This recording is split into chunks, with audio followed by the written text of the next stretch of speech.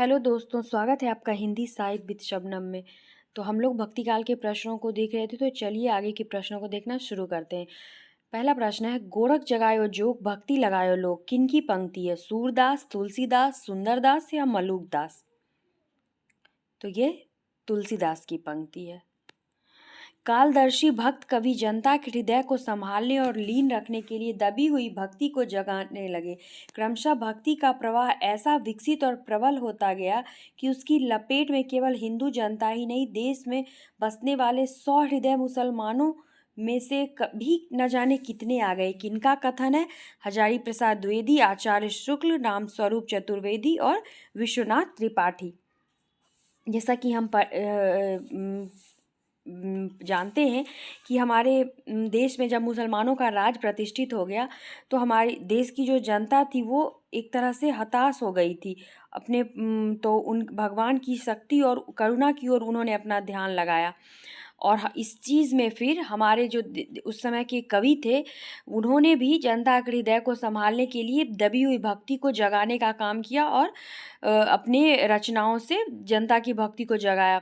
तो उसमें उस वक्त सिर्फ हिंदू जनता ही नहीं, देश में बसने वाले 100 हृदय मुसलमान भी कितने आ गए। ये किनका कथन है? तो ये आचार्य शुक्ल का कथन है। किस जगह पे स्वामी माधवाचार्य जी ने अपना द्वैतवादी वैष्णव प्रदाय चलाया, जिसकी ओर बहुत से लोग झुके? राजस्थान, गुजरात, पंजाब या फिर बिहार? वैष्णव संप्रदाय स्वामी माधवाचार्य जी ने गुजरात में चलाया, तो इसका ऑप्शन होगा गुजरात।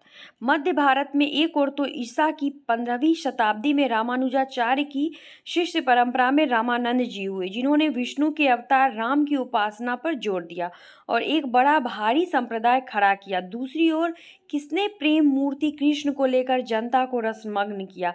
यहाँ शुक्ल जी ने किन की बात कही है? सूरदास, वल्लभाचार्य, विठलनाथ जी या इनमें से कोई नहीं? तो यहाँ पे शुक्ल जी ने वल्लभाचार्य जी की बात की है, तो ऑप्शन 2 सही होगा।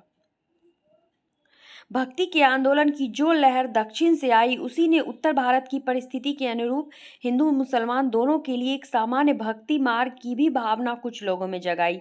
कथन किनका? आचार्य शुक्ल, बच्चन सिंह, डॉक्टर नगिन या हजारी प्रसाद द्विवेदी?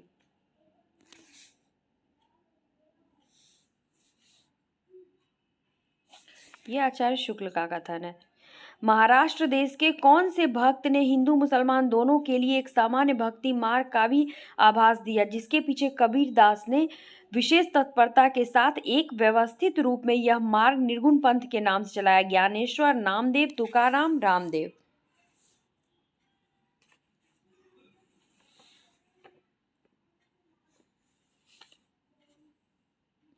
तो ये होगा महाराष्ट्र देश के कौन से भक्त? तो प्रसिद्ध भक्त नामदेव। महाराष्ट्र के भक्तों में नामदेव का नाम जो है वो सबसे पहले आता है, तो यहाँ नामदेव होगा। इसमें कोई संदेह नहीं कि कबीर ने ठीक मौके पर जनता के उस बड़े भाग को संभाला जो नाथपंथियों के प्रभाव से प्रेम भाव और भक्ति रस से शून्य और शुष्क पड़ता जा रहा था। किनका कथन है? हजारी प्रसाद द्विवेदी, आचार्य शुक्ल, डॉक्टर धर्मवीर या मुक्ति बोध? वैसे आचार्य शुक्ल कबीर को बहुत ज़्यादा पसंद नहीं करते थे, लेकिन फिर यह भक्ति काल के प्रकरण 1 में ही आचार्य शुक्ल ने कबीर के बारे में ये कथन दिया है, तो आचार्य शुक्ल होगा। आचार्य शुक्ल ने भक्ति की निष्पत्ति का योग किसे माना है? ज्ञान और प्रेम, कर्म और ज्ञान, श्रद्धा और प्रेम, श्रद्धा और ज्ञान? आचार्य शुक्ल ने भक्ति की निष्पत्ति का योग श्रद्धा और प्रेम को माना है, ऑप्शन 3। वैष्णवों की कृष्ण भक्ति शाखा ने केवल प्रेम लक्षणा भक्ति ली। फल यह हुआ कि उसने अश्लील विलासिता की प्रवृत्ति जगाई। राम भक्ति शाखा में भक्ति सर्वांग पूर्ण रही, इससे वह विकृत न होने पाई। किनका कथन है? हजारी प्रसाद द्विवेदी, राम कुमार वर्मा, आचार्य शुक्ल या गणपति चंद्र गुप्त? ये आचार्य शुक्ल का कथन है। तुलसी की भक्ति पद्धति में कर्म और ज्ञान का पूरा सामंजस्य और समन्वय रहा। किनका कथन है? आचार्य शुक्ल, रामविलास शर्मा, नंदकिशोर नवल या विश्वनाथ त्रिपाठी? तुलसी की भक्ति पद्धति में कर्म और तुलसीदास को आचार्य शुक्ल जो है वो आचार्य शुक्ल के एक तरह से फेवरेट कवि में हम कह सकते हैं तुलसीदास।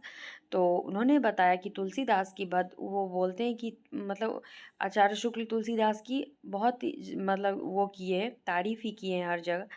तुलसी की भक्ति पद्धति में कर्म और ज्ञान का पूरा सामंजस्य और समन्वय रहा है। तो ये आचार्य शुक्ल का कथन है। धन्यवाद।